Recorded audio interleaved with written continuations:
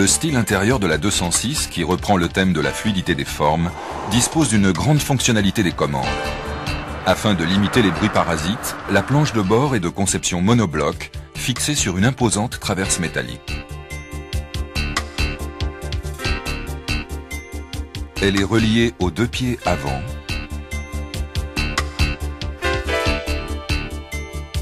et au tunnel central par une jambe de force. La liaison avec le tablier est assurée par un support déformable. Cette traverse supporte la colonne de direction réglable en hauteur.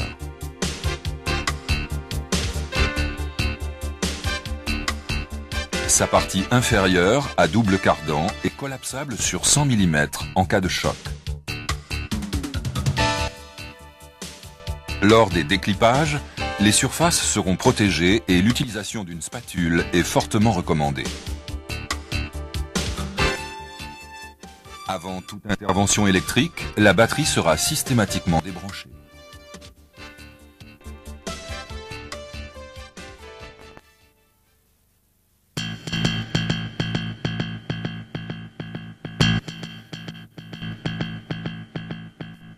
Placez la colonne de direction en position basse.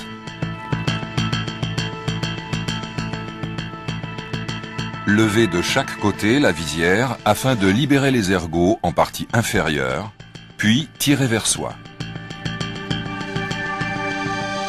Le combiné est maintenu par une vis. Le basculez pour déconnecter, puis le déposer.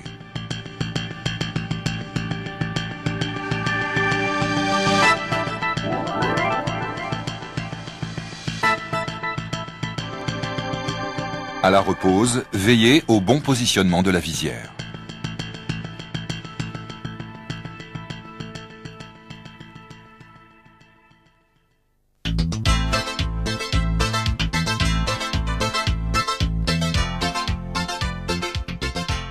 Déclippez par le haut le support, puis déconnectez.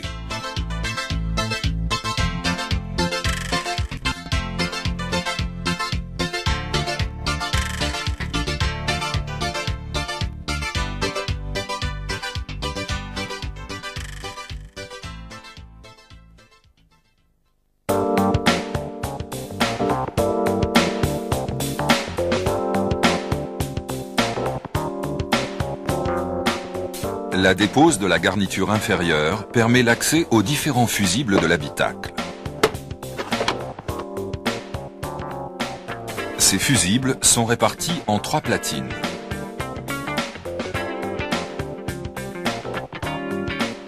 Les 2 platines supérieures sont fixées par 2 vis et 2 pattes de maintien.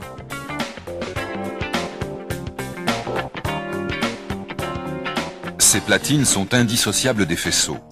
Elles s'apparentent à de gros connecteurs sur lesquels sont directement enfichés les fusibles. Cette dépose permet l'installation électrique de post-équipement. En partie inférieure, le boîtier de servitude intelligent est maintenu par une vis.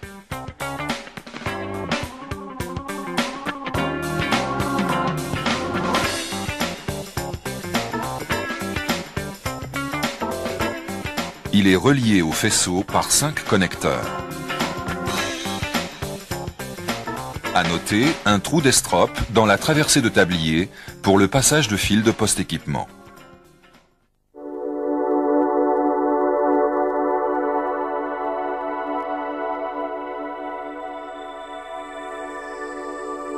Déclippez la visière vers le haut et déconnectez l'interrupteur des feux de détresse.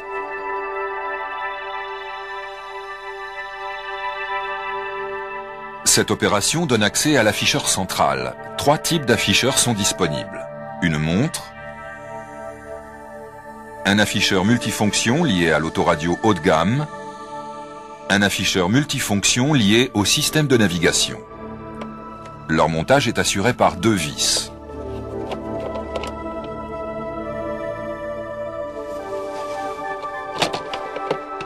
Déposez l'antenne GPS et déconnectez.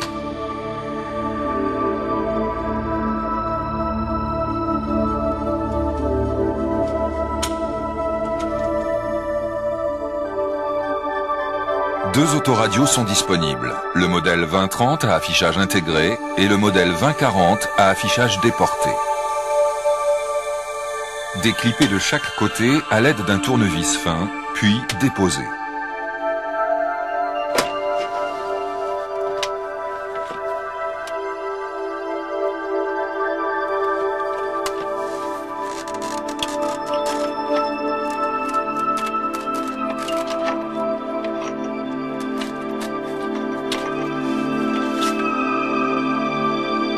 La façade centrale est maintenue par deux vis.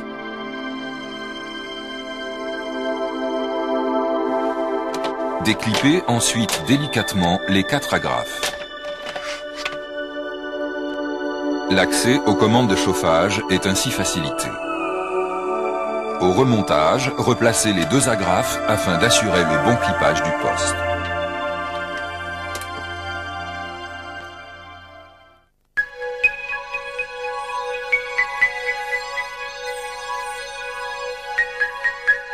Pour déposer le module sac gonflable, desserrez les deux fixations arrière, puis déconnectez.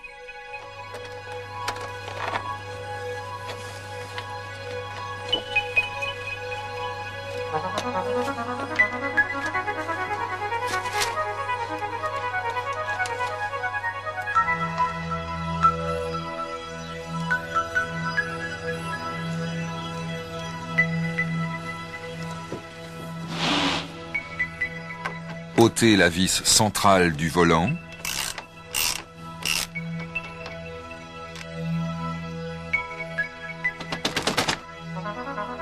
Et repérez celui-ci avant son démontage.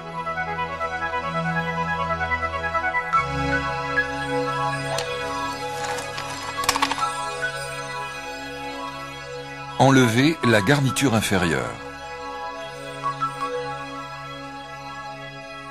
Les gaines de volant sont maintenues par deux vis.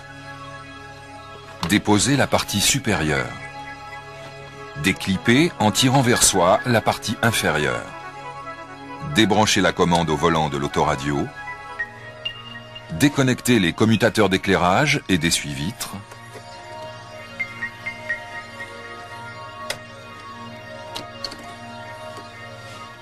Déposez et débranchez l'antenne transpondeur.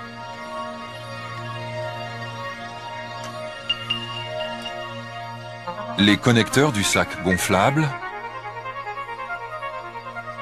de l'avertisseur sonore et du contacteur antivol sont fixés sur un support plastique.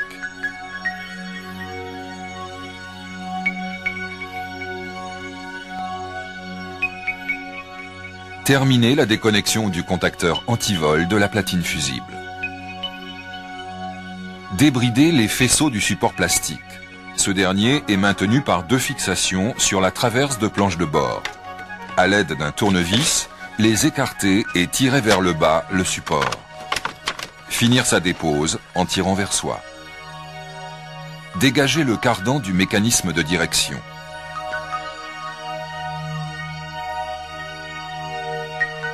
Déposez les deux vis inférieures et les deux écrous supérieurs. Sortir avec précaution l'ensemble.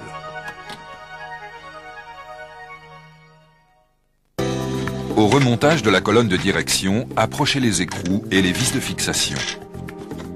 Déverrouillez le mécanisme de réglage afin de libérer le support et d'assurer son bon positionnement sur la traverse.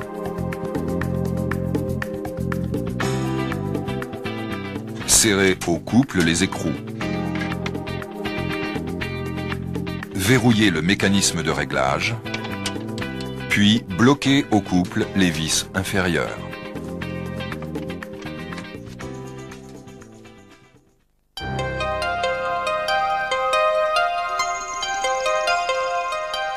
La 206 dispose d'un bloc de chauffage placé au centre.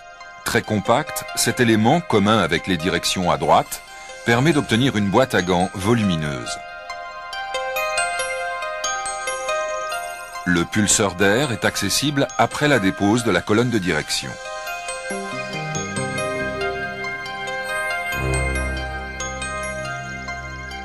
Déconnecter et déverrouiller l'ensemble en effectuant un quart de tour dans le sens horaire.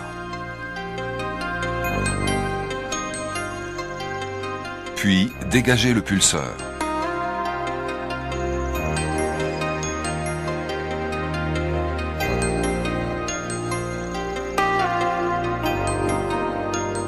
À la repose, veillez à ne pas endommager l'axe du moteur et s'assurer du bon cheminement du faisceau. Les résistances de vitesse du pulseur sont placées dans le conduit d'entrée d'air. Leur démontage ne nécessite pas de dépôt annexe. Placez la commande d'entrée d'air sur recyclage. Passez la main par la trappe ainsi ouverte et dévissez d'un quart de tour le porte-résistance et déconnectez.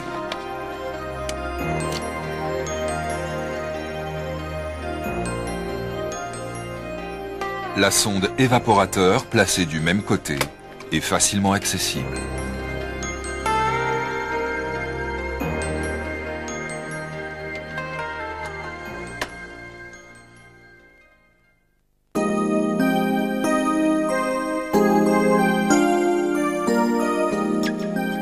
Le volet de la boîte à gants est articulé sur deux axes.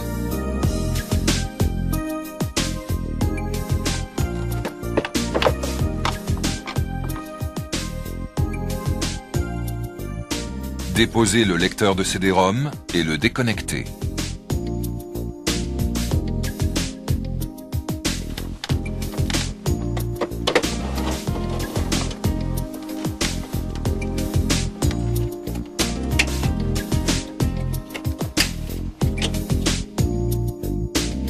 Ôtez la vis pour dégager le porte-télécommande et débrancher l'éclaireur.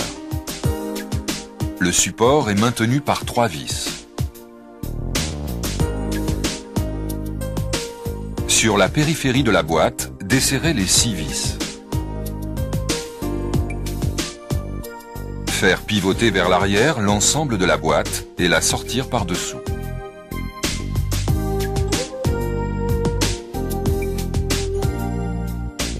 Cette dépose donne accès aux 8 fixations du sac gonflable passager.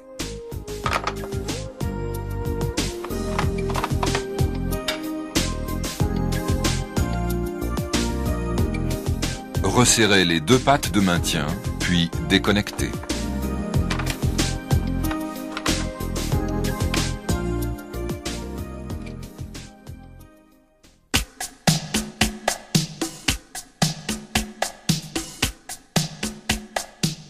Commencez par déposer la console de frein à main. Ouvrir la trappe d'accès et déposer la vis arrière.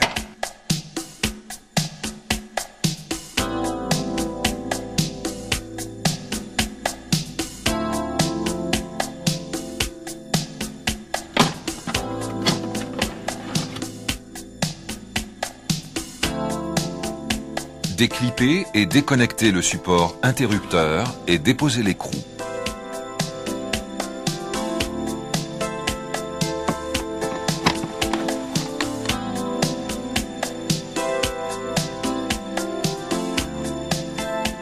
Dégagez les 2 ergots avant du soufflet de levier de vitesse.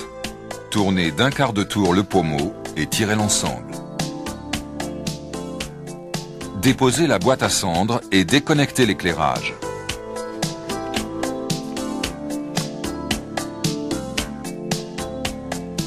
Soulevez la trappe et déposez les 2 vis.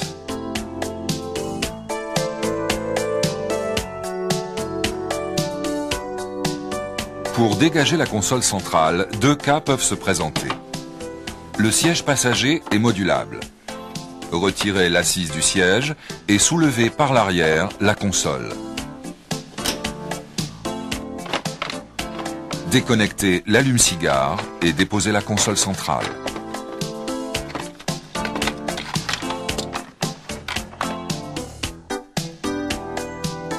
Le siège est fixe. Il est dans ce cas nécessaire de déposer les 3 écrous du support de frein à main pour l'écarter.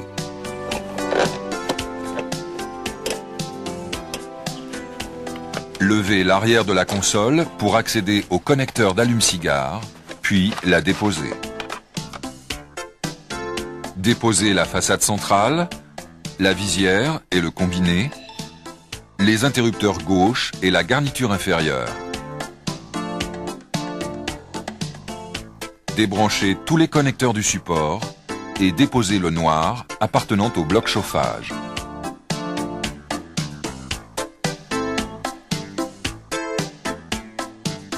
Déposer la colonne de direction, les fils de masse,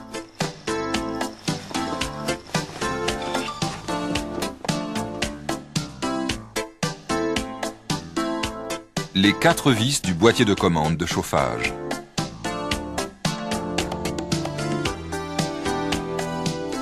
Déclippez les 2 ergots et placez-le en retrait.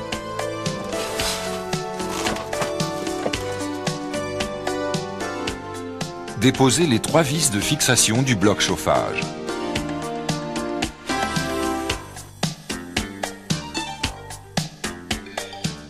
La planche de bord est fixée en 4 points. Une fixation sur le tablier, une sur le tunnel central et 2 sur les pieds avant. Déposez l'obturateur gauche pour accéder aux 2 fixations latérales.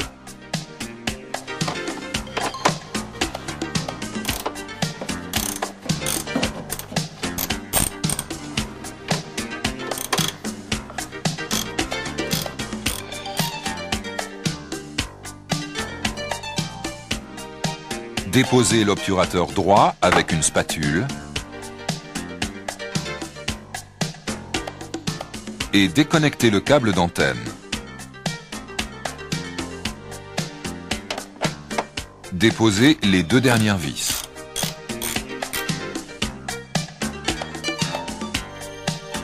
À l'aide d'une deuxième personne, déposez l'ensemble par la porte conducteur.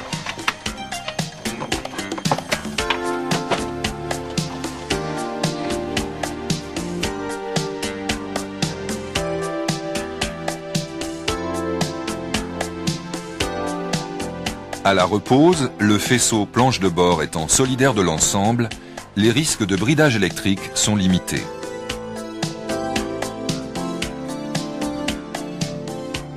Trois pions sur la planche permettent le bon centrage de celle-ci.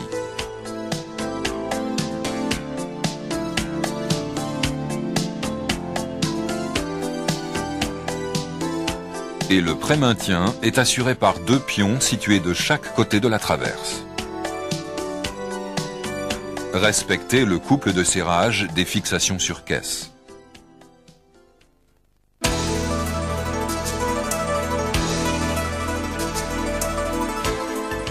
À la repose, contrôlez le bon aspect de l'habitacle.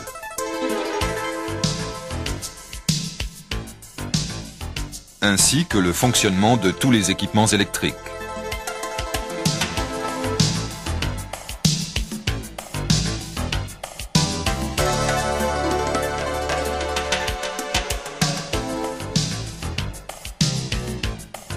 Mettre toutes les informations de l'afficheur à jour. Pour la montre seule, agir sur les 2 boutons. Pour l'afficheur lié à l'autoradio, utilisez la touche de gauche pour afficher les différentes informations. Les régler ensuite avec la touche de droite.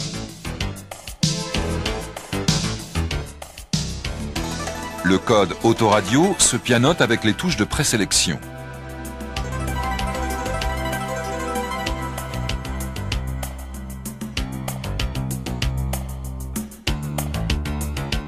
En présence d'une navigation, utilisez la télécommande pour afficher le menu général. Choisir Configuration afficheur, puis Réglages, date et heure.